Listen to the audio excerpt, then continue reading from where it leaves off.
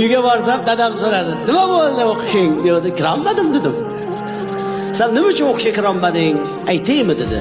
Nima uchun kirolmadim dada desam, mana hovli etagida turgan mol seni o'qishga kirishingga harakat qilyapti bolam. Agar men shu molni sotib yuborsak, yo'ling ochib ketadi bolam dedi. Aytdim, molni nima aloqasi bor deyman. Lekin kattalarni bilgan ekan, keyingi yilga molni sotib yubordik. Shu molni sotib yubordik, o'qishga kirib ketdim. Ey dadam o'qishga tayyorlanyapman desam, molni boqimdan ko'ra derdi-da. Endi tushundim dadam nimaga bunaqa deganini. Lekin baribir alam qildi.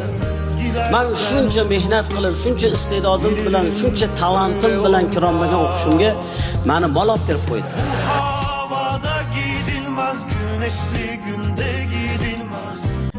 Jamiyat rivojidagi eng katta to'siqlardan biri bu korrupsiya holati sanaladi.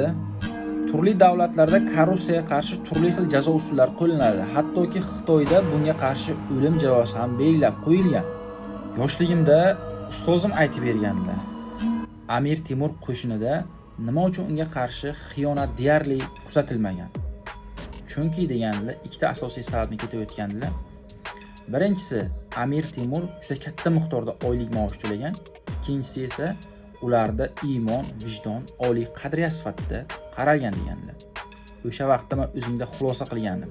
Davlat xizmatchisiga katta oylik maosh to'lansa agar, demak u tomonidan o'z vazifasini suiiste'mol qilish yoki xiyonat holatlari yuz bermaydi. Lekin chuchvarani xom sanagan ekanman. Hozirgi vaqtda ijtimoiy tarmoqlarda shunday mutasaddi rahbarlar qo'lga olinmoqdaki, korrupsiya yoki boshqa holatlar bilan ularni bir oylik maoshiga boshqa oddiy ishchi yo yarim yil yoki 1 yil davomida itday ishlashligi kerak. Shu o'rinda men xato qilganimni tushunib yetdim. Xulosa o'zlaringizdan salomat bo'lasizlar.